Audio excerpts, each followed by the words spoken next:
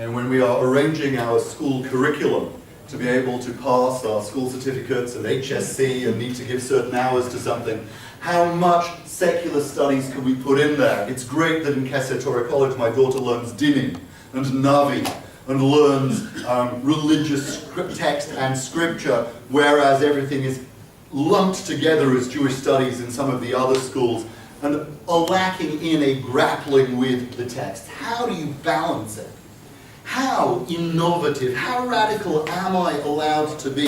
How many ideas am I allowed to express before I too get put into cherem? I probably am in any case. But how many radical ideas can I express? How many ideas can I bring in? Once upon a time, ultra-Orthodoxy entailed a rejection of lifestyle. Going back into the ghetto meant having nothing to do with the outside community. You just didn't dress like them, you didn't work like them, you didn't read their papers, go to their shows, anything like that. You had nothing to do with technology. Now, as everybody was davening at Limmud yesterday, everybody did it on their iPhone or Samsung Galaxy. The internet is used for more shiurim than many other tools. You know, the ultra-Orthodox embrace of technology has been magnificent, and indeed their embrace of clothing. You get Haredi chic shaitels so good they're better than your original hairstyle which you are now covering. Who wouldn't for the improvement? And suits and clothes which are magnificent. When I was going to yeshiva 20 years ago, when I was on Machon 30 years ago, whatever it was, you know, I wouldn't want to be a Haredi Jew. It's what my grandmother used to describe with beautiful onomatopoeia as v'chnyoket. You know, you just wouldn't want to dress like that, be shabby like that, clothed like that. There was nothing appealing like that, unless you had a desperate need to be loved by someone for keeping strict values. There was nothing appealing.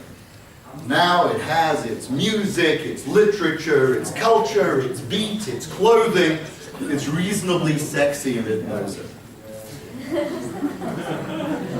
But it's within the ghetto. And it doesn't embrace the outside. It is the light in the dark room with the blinds pulled down. And Judaism was never the light in the dark room with the blinds pulled down. Nor was Judaism only the light that radiated out, though we're told that the light of the menorah radiated out from the temple rather than the light inside. We have always looked to nature, the environment, the teachings of righteous non-Jews, their wisdom and expertise to guide us. It's all there, very much in the Talmud. Interaction with other people for the sake of commerce, for the sake of God, for the sake of Israel, and for the sake of peace, are considered part of enfranchising the world under the dominion of God. The challenge is, the reason I'm losing, number one, demographics. The figures out of Australia apparently at the moment are that Orthodox, ultra-Orthodox families have on average 6 kids, with in other parts of the world, let's say 10 kids per generation. If each one of them has 10 kids, that means you have somewhere between 100 to 36 kids in the next generation. In the modern Orthodox world, people are having 3 kids, 4 kids per generation, meaning that in the next generation, while the ultra-Orthodox world has had 100 to 36 kids, I have had from 16 to 8 children, whatever it is. Within the non-Orthodox world, where people are having just a couple of children, maximally, and some of them are intermarrying, possibly 2 parents will have 1, 2, 3 grandchildren against 100. It's just demographically not something that works. Now, economically, the ultra-Orthodox world might implode. It really could happen. It really could happen. But practically, we are marginal to them. And as much as we say people might be joining non-Orthodox synagogues or assimilating, as they assimilate, they become less and less involved in the Jewish community, whereas Judaism is going to be guided by its majority, which is exponentially rising towards the ultra-Orthodox camp, which is no more authentic than anything else, but it is having more children. Number one. Number two, world trends are going to an extreme. When I had the Mufti of Sarajevo speak at the Great Synagogue a couple of years ago, met with him and he said, look, you know, people talk about Europe being a Christian land. You know, it wasn't always Christian. Originally it was pagan. It's had a good 1,000 years of Christianity. Islam is now coming through. That's the way it's going to be. Demographically, we're going to win. You know, he's considered one of the ultimate liberals within the Islamic world, but even he doesn't need to talk about getting back Israel and Palestine because he can see ultimately his goal is Andalusia and the south of Spain. He sees change towards the radical.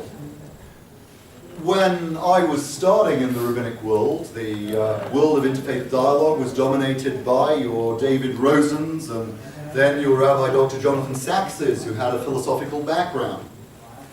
Today, there are interfaith seminars where the right-wing imams sit with the Haredi rabbis, sitting with the Opus Dei priests, and they are nutting out theological debate, how to implement global theocracy to our best ends. How to deal with questions about abortion and euthanasia and stem cell research from a theocratic point of view. An interfaith dialogue is no longer the province of the liberal intellectual intelligentsia. It's actually happening at a very different level with the real hardliners.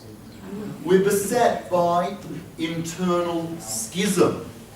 You know, my modern orthodoxy is different from David Blackman's modern orthodoxy, different from Gad Krebs' modern orthodoxy, but all of us are very different from the Feldman and Gutnick orthodoxies. All of us have our own different images about where to take a community, partly because we're employed by different communities who all have somewhere else they'd like to take us. And this places a huge onus on the hiring laity.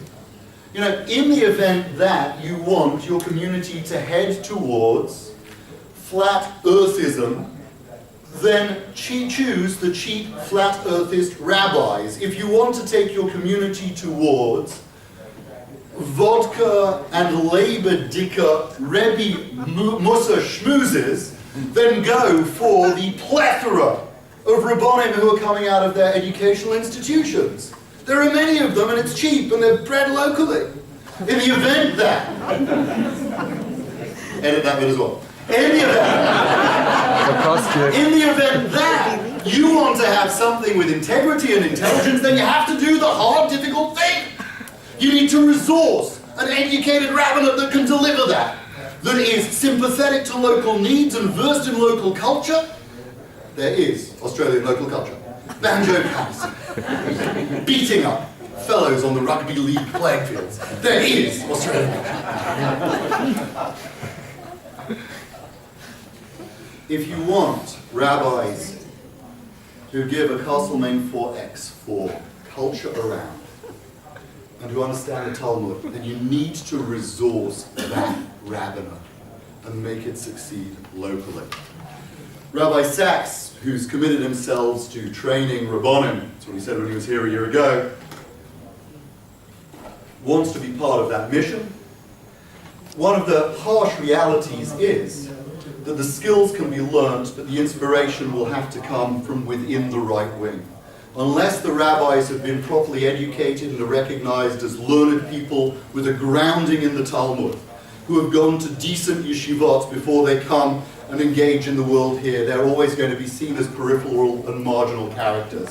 And unless we have enough of them locally, they will be seen as peripheral and marginal characters. They will be seen as and vilified as the odd-bod eccentrics.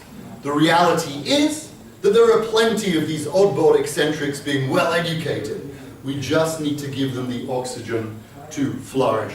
because pockets of liberalism won't have the clout. We need to understand the religious differences, the sectarian differences. We need to identify a curriculum for our schools. We need to properly structure schools, shuls, and families. We need a strong council of Orthodox synagogues upholding and defining local Orthodox standards. We need a viable rabbinic council as a resource. We need to constantly educate our rabbis and not assume that what they learned 20 years ago is going to keep inspiring them today.